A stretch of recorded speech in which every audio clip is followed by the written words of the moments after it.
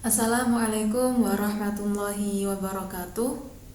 Perkenalkan, nama saya Minhatur Rahmah dari Prodi Ilmu Al-Quran dan Tafsir 2A dengan NIM 530202400061. Jadi, dalam menafsirkan Al-Quran itu ada 4 metode, yaitu ada metode tafsir tahlili, metode tafsir maudhu'i, metode tafsir ijmali, dan metode tafsir muqaron.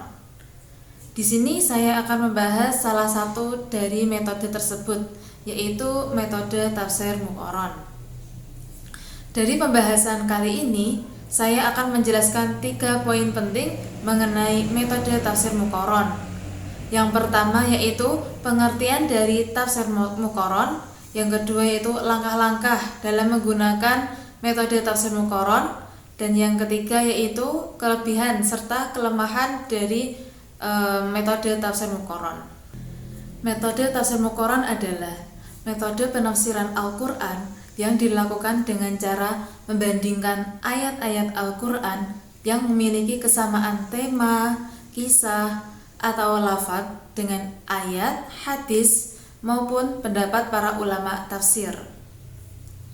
Ada yang menitik beratkan pada bidang nahwu, ada juga yang corak penafsirannya itu pada bidang balaghah. Said Aqil Husain Al-Munawwar menjelaskan bahwa metode tafsir muqaron adalah menafsirkan sekelompok ayat Al-Quran dengan cara membandingkan antar ayat dengan ayat dengan hadis, atau antar pendapat ulama tafsir dengan menonjolkan aspek-aspek perbedaan tertentu dari objek yang dibandingkan itu. Jadi inti dari tafsir muqaron itu membandingkan. Kemudian yaitu langkah-langkah ketika menggunakan metode tafsir muqaron. Yang pertama, mengidentifikasi ayat-ayat Al-Quran yang mempunyai kesamaan atau kemiripan pada redaksinya. Yang kedua yaitu melakukan perbandingan ayat Al-Quran dan hadis Nabi dalam konteks luarnya yang terlihat kontradiksi.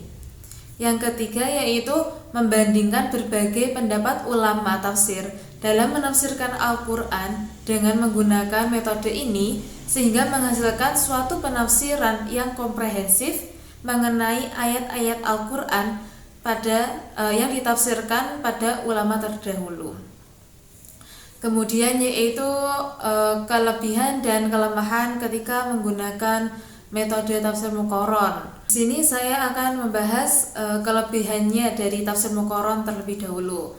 Yang pertama yaitu membuka pintu untuk selalu bersikap toleran terhadap pendapat orang lain. Yang kedua, tafsir dengan metode muqaron ini amat berguna bagi mereka yang ingin mengetahui berbagai pendapat tentang suatu ayat. Soalnya kan tafsir muqaron ini kan perbandingan. Yang ketiga yaitu dengan menggunakan metode muqaron ini, maka mufasir didorong untuk mengkaji berbagai ayat dan hadis-hadis serta pendapat para mufasir yang lain. Kemudian kelemahan dari metode tafsir muqaron sendiri yaitu yang pertama, penafsiran dengan menggunakan metode muqaron ini tidak dapat diberikan kepada para pemula. Yang kedua yaitu metode tafsir muqaron ini kurang dapat diandalkan untuk menjawab permasalahan sosial yang tumbuh di tengah masyarakat. Hal ini disebabkan oleh karena metode tafsir muqaron ini lebih mengutamakan perbandingan daripada pemecahan masalah.